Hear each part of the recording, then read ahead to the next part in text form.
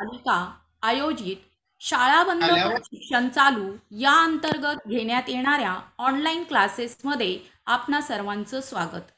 मी सौ रूपश्री रंगनाथ गायकवाड, दिंडोशी वसाहत मनपा माध्यमिक शाळा गोरेगाव पूर्व.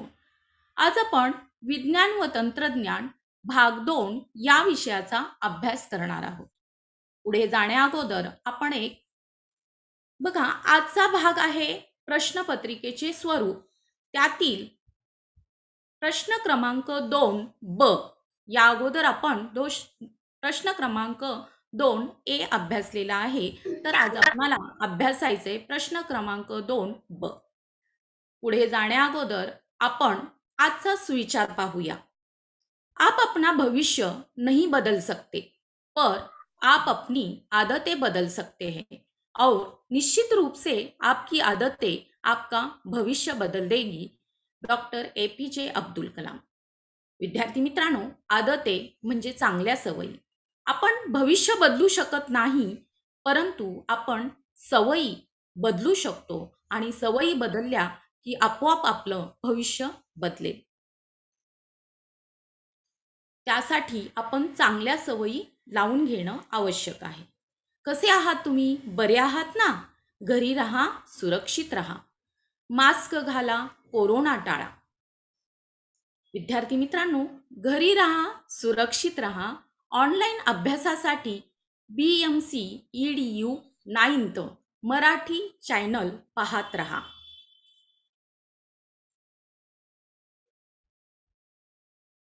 तर आपला आजचा भाग आहे प्रश्नपत्रिकेचे स्वरूप. त्याच्यातील प्रश्न क्रमांक 2 ब आपण अभ्यासणार आहोत. या अगोदर तुम्हाला आणखीन एकदा प्रश्नपत्रिकेचे स्वरूप इथे तुम्हाला दिसत आहे. यामध्ये प्रश्न क्रमांक अ आणि ब तुमचा झालेला आहे. प्रश्न क्रमांक 2 अ मागच्या तासाला तुम्ही शास्त्रीय कारणे द्या अभ्यासलेला आहे. आज आपण प्रश्न क्रमांक 2 ब मध्ये कशा टाईपचे प्रश्न विचारले जातात हे आपण अभ्यासणार आहोत. आता प्रश्न 2 हा मुख्य प्रश्न आहे आणि त्याच्यामध्ये अ आणि ब असतो. अ मध्ये प्रत्येकी 2 गुणांचे 3 शास्त्रीय कारणे विचारली जातात.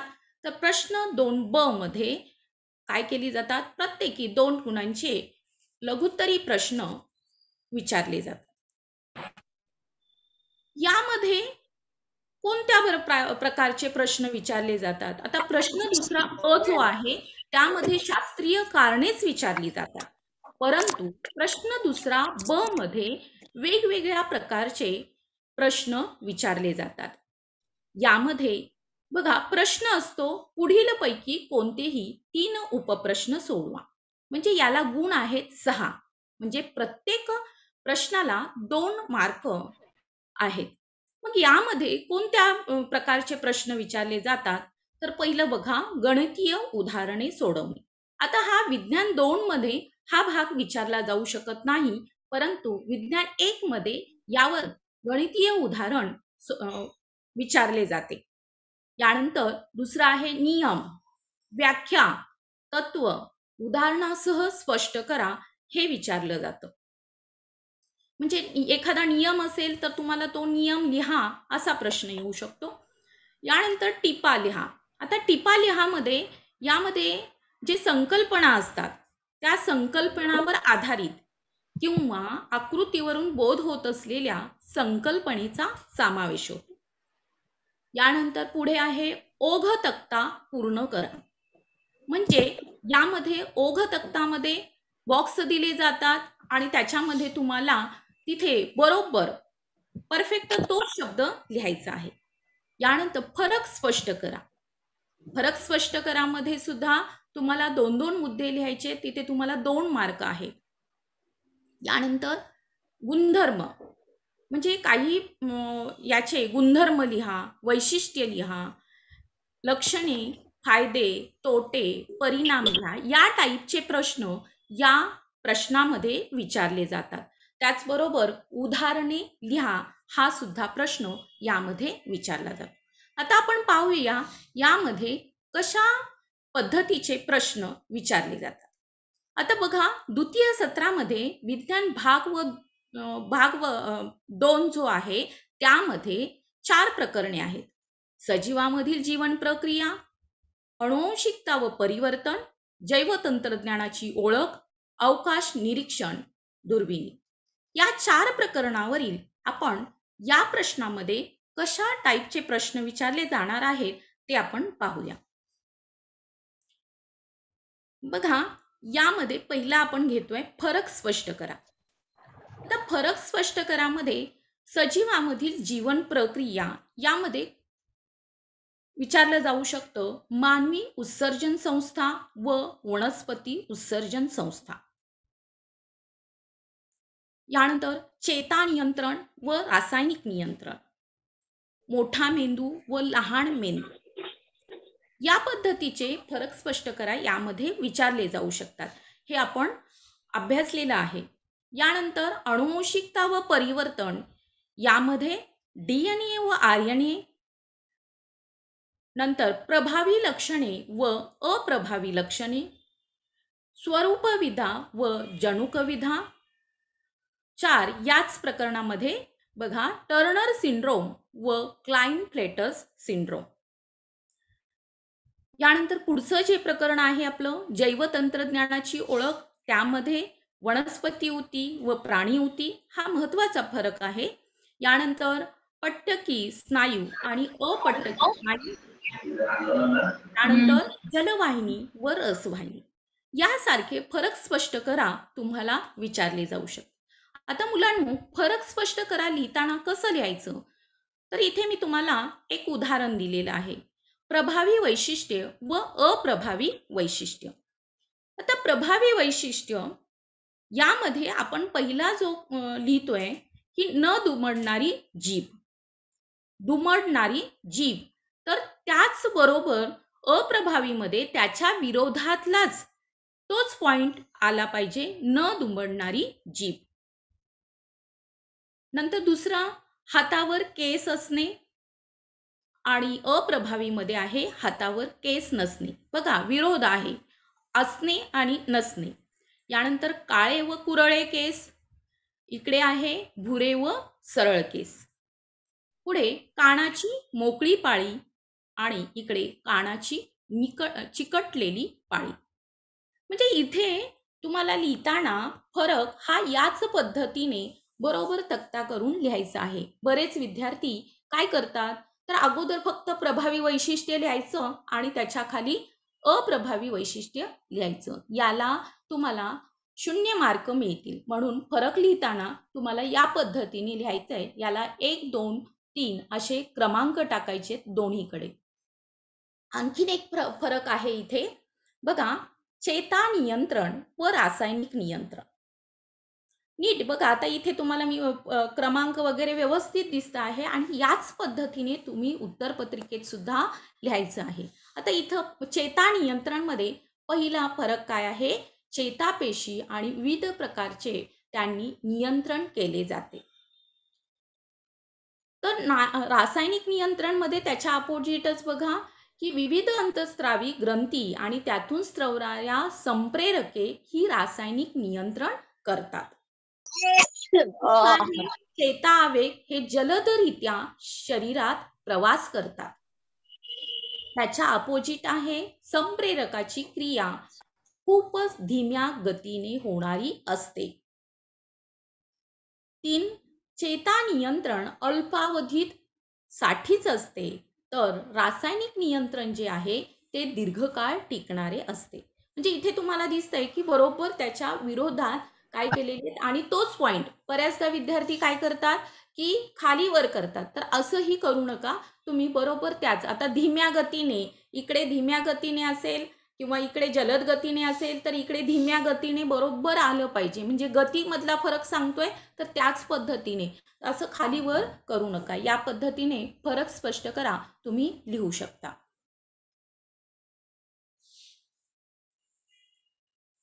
यानंतर याच्यामध्ये बघा व्याख्या लिहा प्रश्न विचारला जातो. आता व्याख्या लिहामध्ये तुम्हाला फक्त व्याख्या लिहा आलं तर 2 व्याख्या तुम्हाला तिथे लिहाव्या लागतात. म्हणजे एका व्याख्याला 1 मार्क असतो. तर इथे मी काही उदाहरणं दिलेली आहेत तुम्हाला.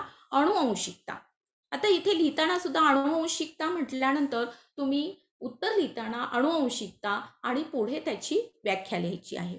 यानंतर जनुक, एकजनुकीय, नंतर द्विसंकर, DNA फिंगर प्रिंटिंग आणि ऊती. आता ऊती म्हणजे काय तुम्हाला माहिती आहे की समान कार्य करणाऱ्या पेशी एकत्र आल्यानंतर त्याला आपण ऊती असं म्हणतो.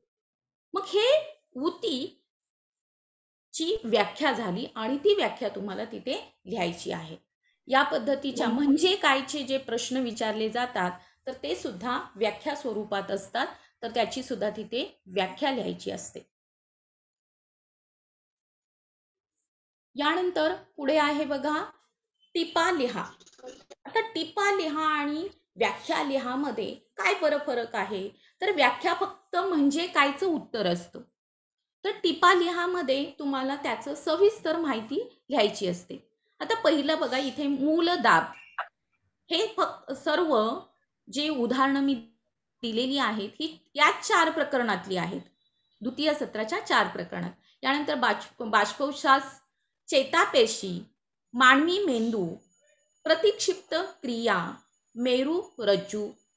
आता बघा मानवी मेंदू, आता मानवी मेंदूची टीप तुम्हाला आली की मानवी मेंदू, तर त्यावेळेस तुम्हाला मानवी मेंदूची पूर्ण माहिती लिहायची आहे आणि त्याचे प्रकार, त्याचे भाग जे आहेत ते सुद्धा तुम्हाला तिथे लिहायचे आहेत. यानंतर आणखीन याच्यामध्ये मानवी जनुक प्रकल्प हा एक प्रश्न विचारला जाऊ शकतो. यानंतर डाऊन सिंड्रोम, टर्नर सिंड्रोम, एकजनुकीय विकृती, विभाजी ऊती, जलवाहिनी, शेतीपूरक व्यवसाय आणि रेशीम उद्योग, या पद्धतीच्या टिपा लिहामध्ये प्रश्न विचारले जाऊ शकतात. आता ओघ तक्ता पूर्ण करा किंवा तक्ता पूर्ण करा असं येतं. तर तक्ता पूर्ण करताना आपल्याला बघा इथे तुम्हाला लगे लक्षात आलं पाहिजे की अनुक्रमांक आहे, सजीव आहे आणि गुणसूत्रांची संख्या आहे. म्हणजे तुम्हाला तिथे 46 गुणसूत्र कोणत्या सजीवात आहेत? तर कोणत्या सजीवात आहेत? मानवामध्ये. तर तिथे तुम्हाला पहिल्या क्रमांकाला तिथे काय लिहावं लागेल? मानव हा शब्द लिहावा लागेल. यानंतर 48 गुणसूत्र, ते कशामध्ये आहेत? तर बटाटा. मग हे शब्द आता इथे तुम्हाला 2 मार्कासाठी असा एवढा पूर्ण तक्ता न विचारता दोनच रिकाम्या जागा भराव्या लागतील. आता पुढे आहे बघा खेकडा. आता खेकड्यामध्ये किती गुणसूत्रांची संख्या असते? तर 200. यानंतर आता पुढे दिले 4. मग 4 कोणत्या सजीवामध्ये आहेत गुणसूत्र? तर गोल कृमी. यानंतर 26 गुणसूत्रांची संख्या ती कोणत्या सजीवामध्ये आहे? तर बेडूक. यानंतर 20 म्हणजे मका जो आहे तर मकामध्ये 20 गुणसूत्रे असतात. या पद्धतीने तुम्हाला सारणी पूर्ण करावी लागते. म्हणजे या टाईपचा सुद्धा प्रश्न यामध्ये विचारला जाऊ शकतो. आणखीन इथे एक मी सारणी दिलेली आहे बघा, इथे 4 आहेत परंतु इथे तुम्हाला 2 मार्कासाठी आहेत, तर 2च विचारले जाऊ शकतात. आता इथे तुम्हाला दिसतंय विकृती, प्रकार आणि कारण. आता वर्णहीनता ही विकृती आहे, मग त्याचा प्रकार तुम्हाला लिहायचा आहे. मग कोणत्या प्रकारची आहे वर्णहीनता? तर एकजनुकीय विकृती. आता ती विकृती कशामुळे आढळते? तर मेलॅनिन तयार न होणे म्हणजे त्याचं कारण आहे. यानंतर पुढे बघा आता कारण दिलंय डायरेक्ट, तर ग्लुटानिक आम्लाच्या जागी व्हॅलिन आम्ल. मग ती विकृती कोणती? तर दात्रपेशी पांडुरोग आणि त्याचा प्रकार सुद्धा आहे एकजनुकीय विकृती. यानंतर तिसरा आहे बघा, आता तिथे प्रकार दिलेला आहे तंतुकणिकीय विकृती. मग तंतुकणिकीय विकृती जी आहे ती कोणती बरं? तर लेबरची अनुवंशिक चेता विकृती. आता त्याचं कारण काय आहे? तर तंतुकणिकेतील DNA रेणूतील जनुकाचे उत्परिवर्तन होणे. पुढे खाली चौथं दिलेलं आहे दुभंगलेली टाळू व पोट. आता ही अशी विकृती तुम्ही पाहिली असेल, तर तो प्रकार काय आहे? बहुघटकीय विकृती आणि त्याचं कारण आहे अनेक जनुकात बदल. म्हणजे या पद्धतीचा प्रश्न तुम्हाला विचारला जाऊ शकतो, की सारणी पूर्ण करा किंवा तक्ता पूर्ण करा. यामध्ये तुम्हाला 2 मार्कासाठी फक्त 2च विचारले जाऊ शकतात. आता इथे आणखी मी एक लिहिलेला आहे, ओघ तक्ता पूर्ण करा.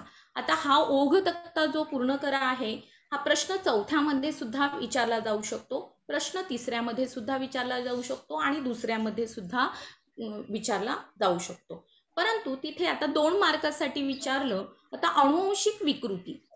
तर फक्त 4 तुम्हाला तिथे कॉलम दिले, फिलिंग द ब्लँक्स म्हणजे जे बॉक्स आहेत ते काय दिले जातील, रिकामे दिले जातील. त्यामध्ये तुम्हाला फक्त गुणसूत्र विकृती, एकजनुकीय विकृती, तंतुकणिकीय विकृती आणि बहुघटकीय विकृती असंच लिहायचं आहे. आणि मग हा मोठा जो तक्ता, आता ओघ तक्ता इथे पूर्ण दिसतोय, हा शेवटचा प्रश्न जो आहे 5 मार्काचा, त्याच्यासाठी हा पूर्ण तक्ता तुम्ही तिथे लिहायचा आहे. यानंतर आता बघा, शेवटी जो प्रश्न होता की गुणधर्म लिहा, फायदे लिहा, उपाय लिहा, परिणाम लिहा, त्याच्यामध्ये कसे प्रश्न विचारले जातात, रेडिओ दुर्बिणीची गुणवैशिष्ट्ये लिहा. म्हणजे रेडिओ दुर्बीण शेवटचं जे प्रकरण आहे त्या प्रकरणामधील हा प्रश्न आहे. तर तिथे तुम्हाला त्याची वैशिष्ट्ये, गुणधर्म लिहायचे आहेत. यानंतर पुढचा प्रश्न आहे ऊती संवर्धनाचे फायदे लिहा. आता ऊती संवर्धन, त्याचे फायदे तुम्हाला ते लिहायचे आहेत. बऱ्याचदा तुम्ही ऊती संवर्धन आलं की मग त्याचे फायदे न लिहिता काय करता, तोटे लिहिता, प्रश्न नीट न वाचल्यामुळे. मग असं करू नका, अगोदर प्रश्नपत्रिका व्यवस्थित वाचून घ्यायची आहे. त्यानंतर पुढे आहे सिकल सेल ॲनिमियाची लक्षणे व उपाययोजना लिहा. म्हणजे लक्षणं काय दिसतात आणि त्याच्यावरती काय उपाय करू शकतो आपण, हे तुम्हाला तिथे लिहायचे. म्हणजे लिहिताना सुद्धा अगोदर तुम्ही लक्षणे, त्याची पूर्ण लक्षणं लिहायची आणि पुन्हा उपाय लिहायचं खाली आणि त्याचे उपाययोजना लिहायच्या आहेत. तर या टाईपचे प्रश्न यामध्ये विचारले जाऊ शकतात. आता बघा, इथे तुम्हाला प्रश्न दुसरा ब कशा पद्धतीचा असतो परीक्षेमध्ये ते तुम्हाला इथे मी दाखवलेलं आहे. प्रश्न दुसरा ब प्रश्न आहे, पुढील पैकी कोणतेही 3 प्रश्न सोडवा. त्याला गुण आहेत 6, म्हणजे प्रत्येक प्रश्नाला किती गुण आहेत, 2. फक्त यामधील 3च सोडवायचे आहेत. पहिला प्रश्न आहे, फरक स्पष्ट करा वनस्पतीमधील सरल ऊती व जटिल ऊती. तुम्हाला मी सांगितलं कसा लिहायचा. यानंतर दुसरा, सुबक व नामनिर्देशित आकृती काढा. चेतापेशी. तिसरा प्रश्न आहे, एखाद्या बेवारस मृत व्यक्तीची ओळख पटवण्यासाठी कोणत्या तंत्राचा उपयोग करतात आणि त्याचा कशा प्रकारे उपयोग होऊ शकतो ते स्पष्ट करा. चौथा प्रश्न आहे, लग्नापूर्वी वधू व वर दोघांची रक्त तपासणी करणे का गरजेचे आहे. आता हे जे 2 प्रश्न आहेत, तिसरा आणि चौथा, हे हॉट क्वेश्चन्स आहेत, म्हणजे मुक्तोत्तरी प्रश्न आहेत. याची उत्तरं तुम्ही तुमच्या भाषेमध्ये व्यवस्थित परंतु मुद्देसूद लिहिणं आवश्यक आहे. यानंतर 5वा, टीप लिहा प्रतिक्षिप्त क्रिया. आता इथे 5 प्रश्न आहेत, त्याच्यातले आपण 3 प्रश्न बघूया, 3 सोडवूया आपण प्रश्न.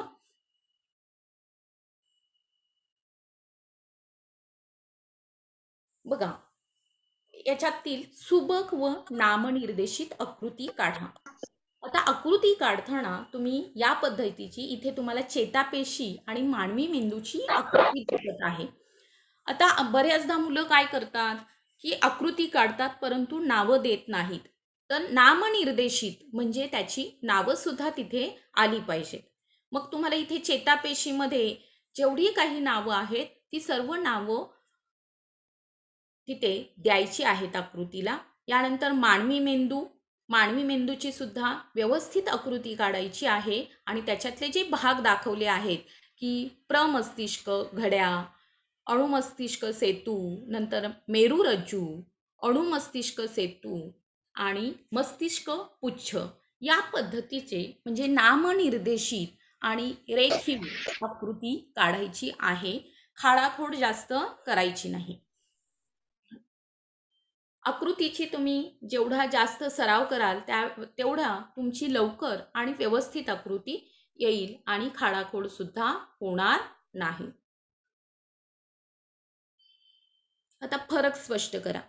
आत्ताचे जे प्रश्न वाचले आपण त्याच्यातलाच फरक आहे वनस्पतीमधील सरल ऊती व जटिल ऊती. आता फक्त ह्या वनस्पतीमधील सरल ऊती आणि जटिल ऊतीमधला फरक लिहायचा आहे आपल्याला.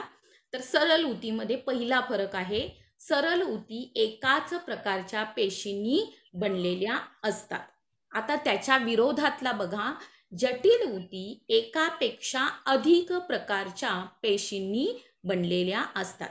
म्हणजे एकाच प्रकारच्या आणि इकडे काय आहे, एकापेक्षा अधिक. म्हणजे बरोबर त्या पॉइंटला विरोधात पॉइंट इकडे घ्यायचा आहे. यानंतर दुसरा आहे वनस्पतीमधील विभाजी ऊती, पृष्ठभागीय ऊती आणि सरळ स्थायी ऊती या सरळ ऊती आहेत. तर इकडे वनस्पतीमधील जलवाहिनी आणि रसवाहिनी या काय आहेत, जटिल ऊती आहेत. त्यानंतर तिसरा मुद्दा आहे की मूल ऊती, हरित ऊती, वायू ऊती, स्थूल ऊती, दृढ ऊती इत्यादी सरळ स्थायी ऊतीचे प्रकार आहेत. हे प्रकार वनस्पतीमध्ये आढळतात. तर इकडे जलवाहिनी व रसवाहिनी हे जटिल स्थायी ऊतीचे प्रकार आहेत. म्हणजे हे वनस्पतीमधील सरळ ऊती आणि जटिल ऊती यामधील काय आहे, फरक आहे. सरळ म्हटलं की म्हणजे गुंतागुंतीची नसते त्याची रचना, तर इथे जटिल जटिल म्हणजे एकापेक्षा अधिक. तर या पद्धतीने फरक तुम्ही परीक्षेमध्ये लिहायचा आहे. फरक लिहिताना अजिबात अगोदर सरळ ऊतीचे पॉइंट लिहून खाली जटिल ऊतीचे पॉइंट लिहायचे नाहीत. या टाईपचा तुम्ही फरक लिहायचा आहे.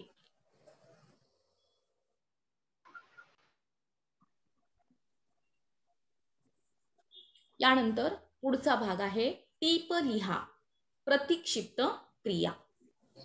आता प्रतिक्षिप्त क्रिया त्याच्यावरची टीप आहे बघा. आता टीप लिहिताना सुद्धा तुम्ही काय करायचे, मुद्दे लिहायचे. विज्ञानमध्ये तुम्हाला पॉइंटला मार्क असतात. जे महत्त्वाचे शब्द आहेत ते हायलाइट करा. आता बघा पहिल्यांदा आपण काय केलं, उत्तर लिहिताना प्रतिक्षिप्त क्रिया म्हणजे काय त्याचं उत्तर लिहिलंय. बघा पहिला पॉइंट काय आला, पर्यावरणातील एखाद्या उद्दीपनाला अनैच्छिकरित्या क्षणार्धात तात्काळ दिलेला प्रतिसाद म्हणजे प्रतिक्षिप्त क्रिया होय. म्हणजे ही व्याख्या आली. आता त्याचं पूर्ण माहिती. दुसरा पॉइंट आहे, अशा क्रियावर आपण विचार न करता आणि आपले नियंत्रण नसताना प्रतिक्रिया देतो. म्हणजे क्षणार्धात आपण कसलाही विचार न करता आपण त्याच्यावरती काय करत असतो, प्रतिक्रिया देत असतो. आपली इच्छा नसताना सुद्धा बऱ्याचदा आपले काय होतात, क्रिया होत असतात.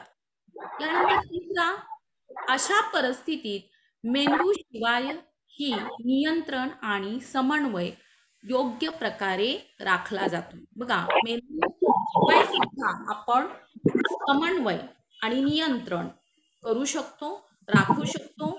मेंदूवरील क्रियांचा भार कमी केला जातो आणि प्रतिक्षिप्त क्रियामुळे जीविताचा धोका टळतो.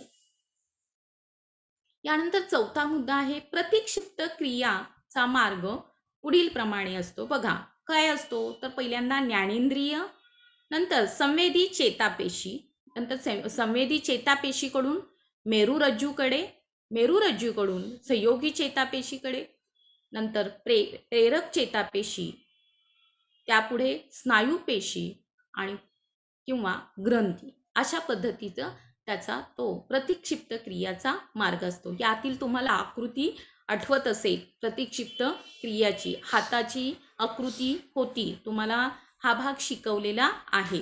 तर या पद्धतीने आता इथं टीप लिहामध्ये तुम्हाला आकृती काढण्याची आवश्यकता नाही. हे 4 पॉइंट तुम्ही लिहिले की तुम्हाला तिथे 2 मार्क 4 पॉइंटला मिळतात. आणि याच्यामध्ये बघा जे पॉइंट किंवा शब्द जे आहेत की उदाहरणार्थ अनैच्छिकरित्या क्षणार्धात, याला तुम्ही अंडरलाईन करू शकता, किंवा नियंत्रण आणि समन्वय योग्य राखला जातो याला तुम्ही अंडरलाईन करू शकता. तुमचा पेपर व्यवस्थित असणं आवश्यक आहे, मुद्दे असणं आवश्यक आहे. विज्ञानच्या पेपरला निबंधासारखं कुठेही लिहायचं नाही. धन्यवाद. तर हा जो भाग होता, हा भाग होता प्रश्न क्रमांक 2 ब. यामध्ये वेगवेगळ्या प्रकारचे प्रश्न विचारले जातात. धन्यवाद.